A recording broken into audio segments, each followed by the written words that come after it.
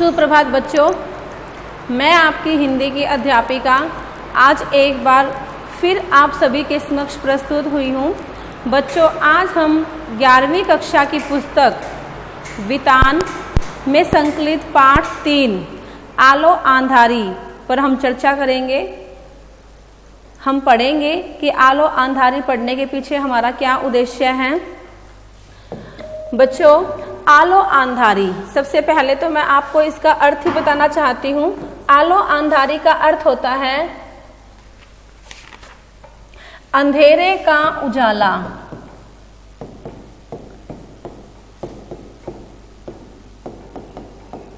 अंधेरे का उजाला। और जो इसकी लेखिका है वो कौन है? बेबी हालदार।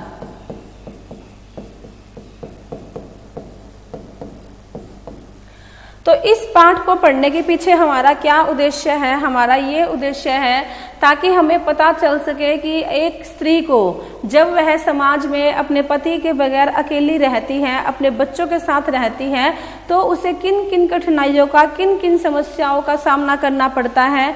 जब उसकी छोटी सी अवस्था 13 वर्ष की आयु में ही उसकी शादी कर दी जाती है और वह 3 बच्चों की माँ बन जाती है, फिर उसे किसी कारण अपने पति को छोड़ना पड़ता है और वह समाज में कैसे अपना निर्वाह करती है, कैसे वह हमारे समक्ष एक लेखिका बनकर उभर कर आती है, यह सब हम इस पाठ में पढ़ेंगे और यही हमारा उद्देश्य है।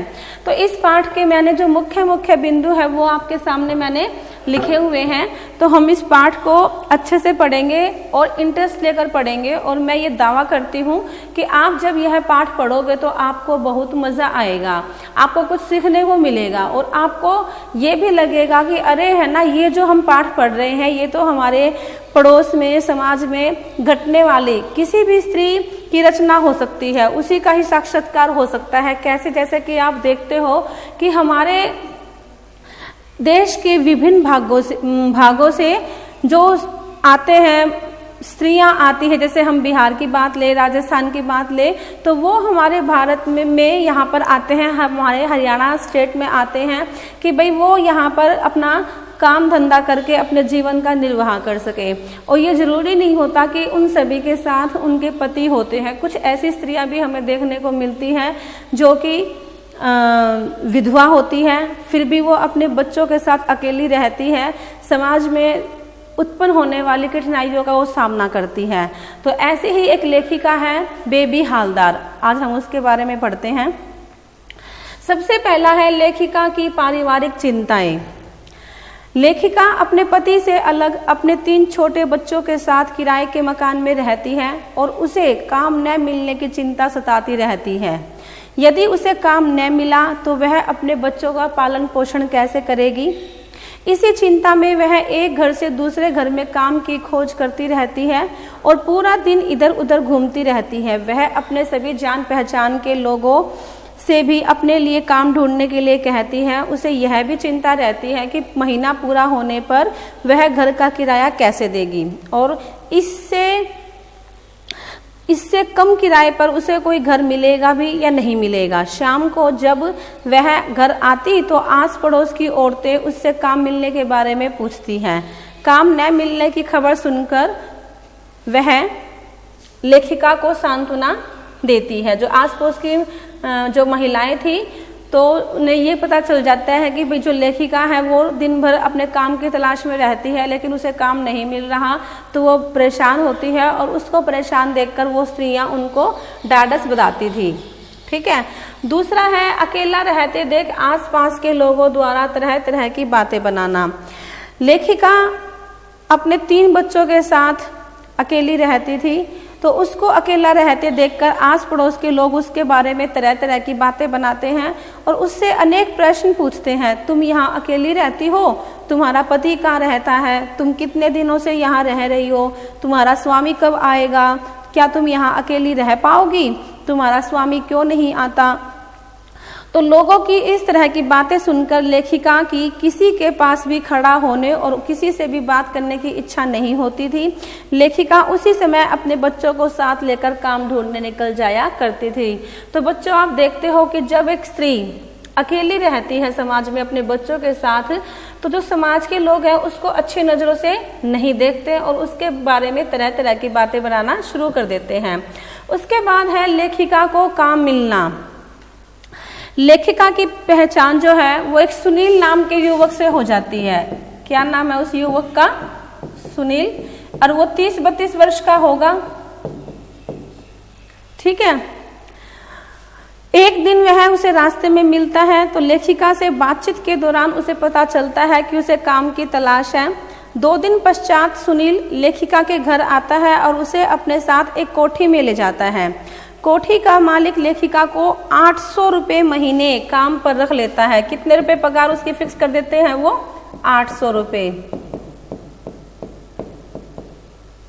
लेखिका को उस कोठी में खाना बनाने तथा साफ सफाई का काम मिलता है। उस कोठी में पहले से ही काम कर रही महिला को हटाकर लेखिका को रखा जाता है, जिस कारण वह महिला लेखिका को भला बुरा कहती है। और ये बात बिल्कुल सच है कि जब एक व्यक्ति के रोजी रोटी पर लात लगती है और दूसरे व्यक्ति को उसकी जगह काम पर रखा जाता है तो पहले वाले व्यक्ति की जो मनोदशा होती है वो ऐसी ही होती है। तो ऐसा ही उसके साथ हुआ। लेखिका उस घर में प्रतिदिन सुबह आती और दोपहर तक सारा काम खत्म कर वापस अपने घर चली जाती। अपने घर वापस आकर वह अपने बच्चों को नहलाती, खिलाती और उनके भविष्य के बारे में वो सोचती। जिस मकान में वह रहती थी उसका किराया अधिक था, जिस कारण वह अन्य दूसरी जगह पर भी काम ढूंढना चाहती है ताकि वह उस मकान के किराए को भर सके। उसके बाद है लेखिका द्वारा घर बदलना। लेखिका जिस घर में रहती थी उस घर का किराया अधिक होने तथा वहां के लोगों की तरह तरह की बातों से वह तंग आ चुकी थी, इसलिए वह नया घर ढूंढती है और बहुत ढूंढने पर उसे एक नया घर मिल भी जाता है। उस घर का जो किराया था वो कितना था? 500 रुपये। बच्चों ये आपको ध्यान रखना पड़ेगा कि जहां पर पहले लेखिका रहती थी वहां का किराया था 800 रुपये और अब जो लेखिका नया घर ढूंढती है उसका किराया कितना है? 500 रुपये। परंतु शौचालय घर से दूर था। ठीक है, तो शौचालय दूर होने के कारण उसे कई तरह की परेशानियों का सामना करना पड़ता है, लेकिन दूसरों को संतुष्ट देख वह स्वयं को भी उनकी भांति ढालने का प्रयास करती है। नए घर में भी उसे आस पड़ोस वालों की तरह तरह की बातें सुननी पड़ती है। तो उसके घर में समस्या क्या थी? शौचालय की समस्या थी, क्योंकि उसे शौचालय करने के लिए दूर जाना पड़ता था और वहां पर लाइन लग जाती थी। ठीक है, तो ऐसे हम समस्याएं आमतौर पर हम देखते हैं किराए के मकानों में। उसके बाद है कोठी मालिक तातुश की आत्मीयता। अब कैसे वो तातुश से मिलती है वो देखिए। लेखिका के कोठी मालिक सज्जन व्यक्ति थे। लेखिका की घर के सभी कामों में निपुणता देख घर के सभी सदस्य आश्चर्यचकित होते हैं। उसके परिश्रमी स्वभाव को देखकर कोठी मालिक को उससे विशेष रूप से आत्मीयता हो जाती है। जब आप इस पाठ को पढ़ोगे तो आपको एक जगह पर यह लगेगा कि भाई है ना, कहीं तातुश उसकी तरफ आकर्षित तो नहीं हो रहे हैं, लेकिन ऐसा नहीं है, वो उसे अपने बेटे के रूप में ही देखते हैं। एक दिन वह लेखिका से उसके व्यक्तिगत जीवन के बारे में पूछते हैं। उसकी दिनचर्या जानकर वह उससे कहते हैं कि मैं तुम्हारे बाप, भाई, माँ, बंधु जैसा हूँ। देखिए यहाँ पर जो तातुश है उन्होंने अपनी तुलना किससे कर दी है? लेखिका के पिता से, उसके भाई से, उसके माँ से। ठीक है भाई, तुम अपनी जो समस्याएं हैं वो मुझे बता सकती हो। तुम कभी स्वयं को अकेला व बेसहारा मत समझना। तुम निश्चिंत होकर मुझसे अपनी सारी बातें कर सकती हो। तुम भी मुझे तातुश कहा करो, तातुश। और मेरे बच्चे भी मुझे क्या कहते हैं? मेरे बच्चे भी मुझे तातुश ही कहते हैं। तुम मेरी बेटी जैसी हो तथा इस घर की लड़की हो। मकान मालिक लेखिका को बेबी कहते थे। क्या कहते थे? बेबी। तब से लेखिका कोठी मालिक को तातुश कहने लगती है। कोठी मालिक के साथ साथ घर के सभी सदस्यों द्वारा उसके साथ आदर व सम्मान का व्यवहार किया जाता है। तो बच्चों यहाँ पर आपने देखा कि कैसे उस एक भली स्त्री को एक भले व्यक्ति का सामना करना पड़ता है। एक भला व्यक्ति उसको मिल जाता है जो न केवल उसको काम देता है बल्कि अपने घर में रहने के लिए जगह भी देता है, उसकी समस्याओं को वो अपनी समस्या मानकर उसका निवारण भी करता है और उसकी समस्याओं को वो सुलझाता भी है। तो ऐसे लोग हमें समाज में बहुत कम देखने को मिलते हैं। उसके बाद है तातुष द्वारा लेखिका को लेखन के लिए प्रोत्साहित करना। एक दिन लेखिका उस कमरे में डस्टिंग यानी कि सफाई कर रही थी जिसमें ढेर सारी किताबें अलमारी में रखी हुई थी। उन किताबों में से एक बांग्ला की किताब निकालकर वह उसे उलट पलट कर देखने लगती है, यानी कि बांग्ला भाषा की किताब को। तभी तातुष वहां आ जाते हैं। तातुष द्वारा पूछने पर वह बताती है कि वह 6ठी 7वीं तक पढ़ी है। तो जो बेबी हालदार थी वो कहाँ तक पढ़ी हुई थी? 6ठी 7वीं कक्षा तक ही उसने अपनी पढ़ाई की थी। ठीक है। तातुष लेखिका के पढ़ने संबंधी शौक को जानकर उसे तस्लीमा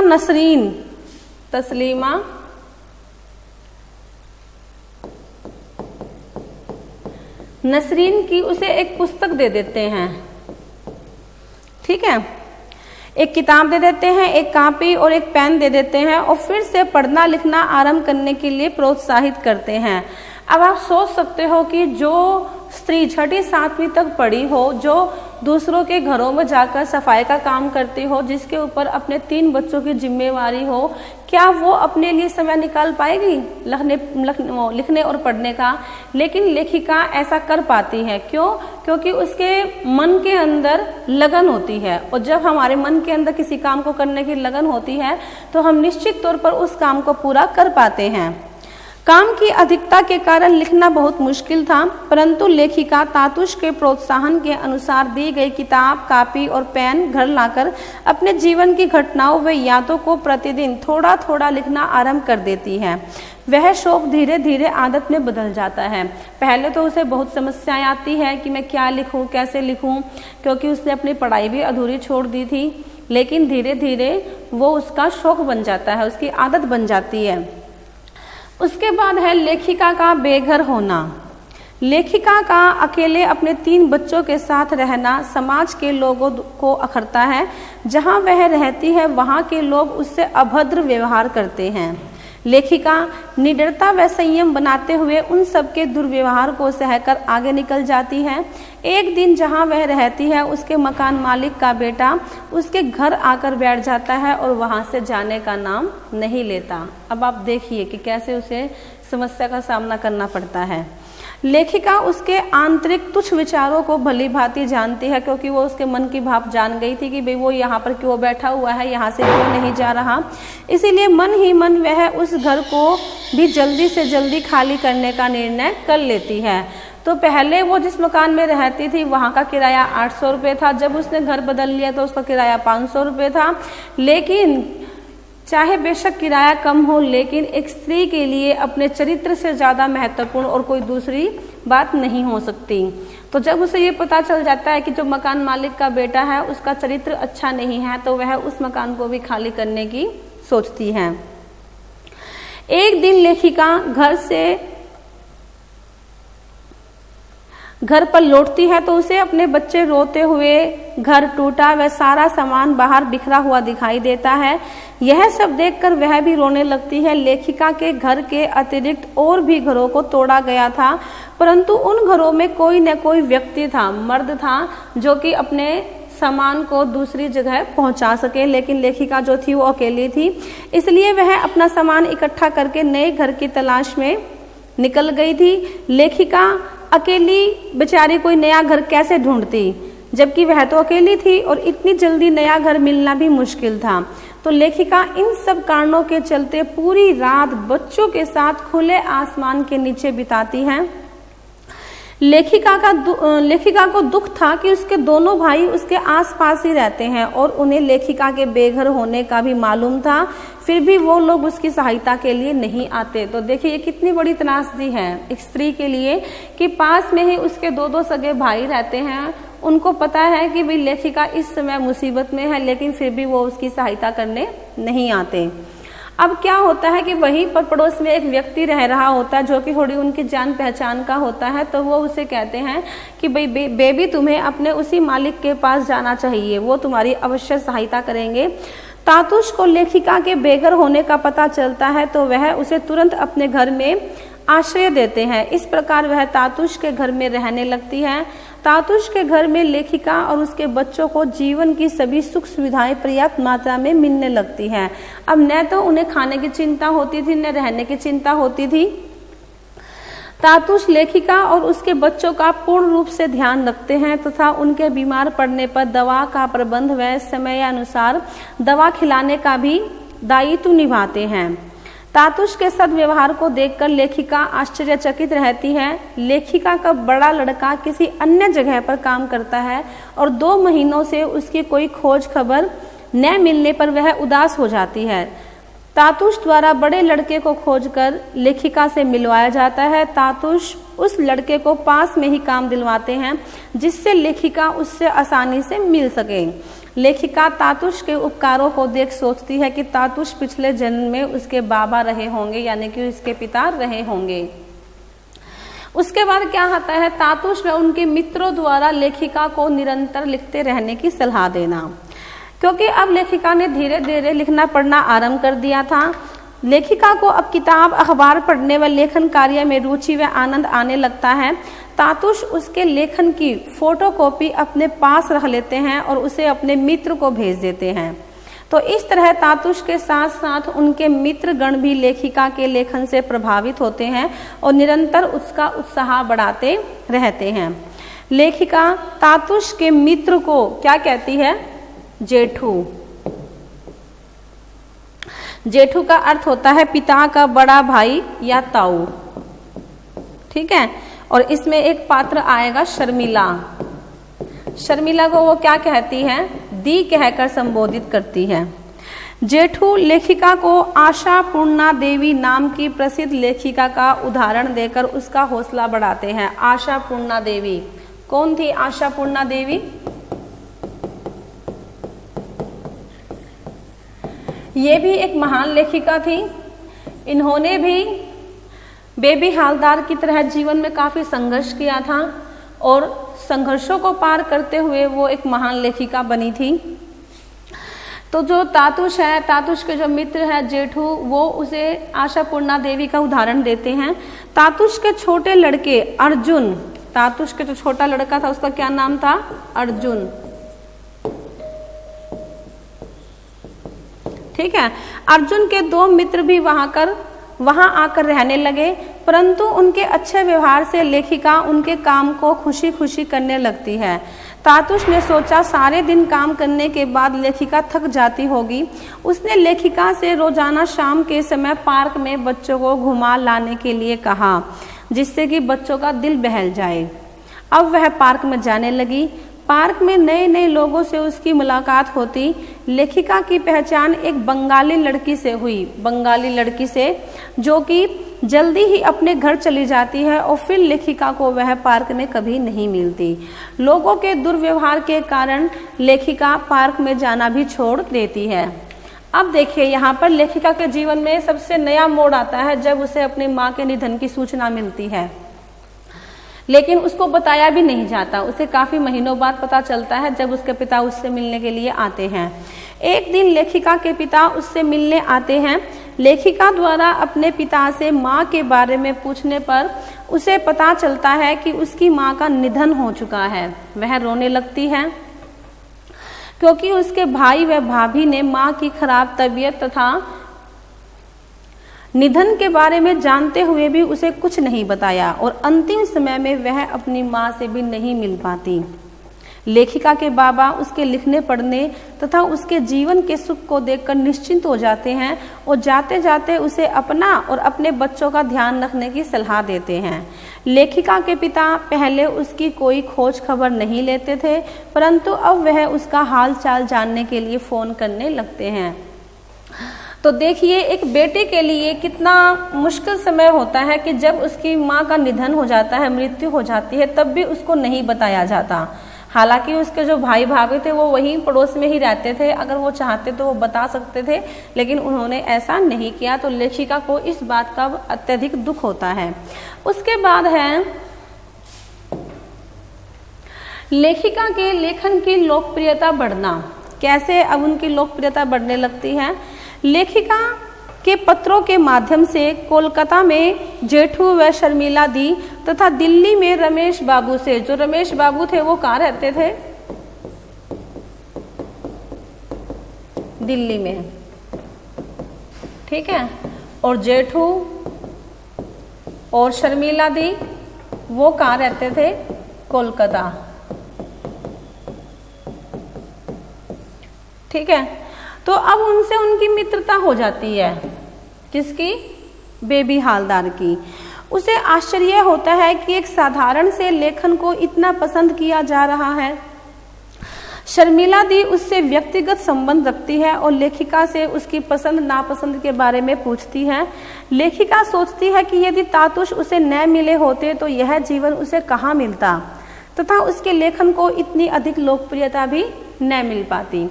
एक घटना का मैं वर्णन करती हूँ कि जब शर्मिला दी उससे पूछती है कि भाई हाँ, क्या तुम्हें सजने संवरने का शौक है, तो वो उससे कहती है कि नहीं, मुझे सजने संवरने का शौक नहीं है। तो ऐसे अपनी बहुत सी व्यक्तिगत बातों को वो शर्मिला दी के साथ बताती है, अपनी बातों को वो शेयर करती है, जिससे कि वो दोनों पक्के मित्र बन जाते हैं। उसके बाद है आलो आंधारी का अस्तित्व में आना। आलो आंधारी ये वो रचना है जिसे बेबी ने लिखा था और जिसको नाम दिया गया आलो आंधारी। लेखिका का जीवन तातुश के घर में आकर बदल गया था। उसे जीवन में नई दिशा मिल गई थी। उसका बड़ा लड़का उसके पास ही दूसरे घर में काम पर लग चुका था। दोनों छोटे बच्चे स्कूल जाने लगे थे तथा लेखिका स्वयं भी लेखिका बन गई थी, यानी कि बेबी हालदार जो थी वो अब लेखिका बन चुकी थी। पहले उसे लगता था कि वह अकेले इस संसार में कैसे स्वयं के अस्तित्व को बना पाएगी, परंतु तातुश और उनके मित्रों के प्रोत्साहन से वह अपने जीवन की समस्याओं का सामना करने में सक्षम हो पाती है। अंततः वह दिन भी आ जाता है जब उसकी लेखन कला को एक पत्रिका में स्थान प्राप्त होता है। पत्रिका में उसकी रचना को आलो आंधारी बेबी हालदार शीर्षक से छापा जाता है। ये उसकी रचना का नाम था। इसका नाम मैं आपको शुरुआत में ही बता चुकी हूँ। अपने लेखन को पत्रिका में छपा देख लेखिका अत्यंत प्रसन्न होती है। तातुश के प्रति उसका मन कृतज्ञता से भर जाता है, जिसके फलस्वरूप वह तातुश के पैर छूकर उनसे आशीर्वाद लेती है। तो बच्चों, इस पाठ में हमने पढ़ा कि कैसे एक दूसरे राज्य से आई हुई स्त्री ने अपनी पहचान बनाई। अपने पति से वो अलग रहती थी, उसके ऊपर अपने 3-3 बच्चों की जिम्मेवारी थी। कैसे उसने अपने आप को समाज के अनुकूल ढाला, अपने चरित्र को साफ सुथरा रखा, ठीक है, और कैसे उसने अपने बच्चों का पालन पोषण किया, कैसे वो तातुश के घर में रही और तातुश जो थे वो उसे अपनी बेटी की तरह मानते थे। तातुश के जो दोनों लड़के थे वो भी उसे उतना ही मान सम्मान देते थे। यहाँ तक कि जो अर्जुन के मित्र थे वो भी उसकी समस्याओं को अपनी समस्याएं मानते थे और उसका निवारण भी करते थे। अब लेखिका को रहने के लिए घर मिल गया था, उसके बच्चों को अच्छा खाना मिलता था।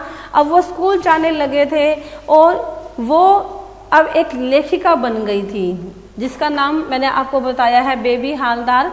तो बच्चों, मैं उम्मीद करती हूँ कि आपको यह पाठ अच्छी तरह समझ में आ गया होगा। अगर फिर भी आपको कहीं पर भी किसी भी समस्या का सामना करना पड़ता है तो आप अपनी अध्यापिका से संपर्क कर सकते हैं। धन्यवाद।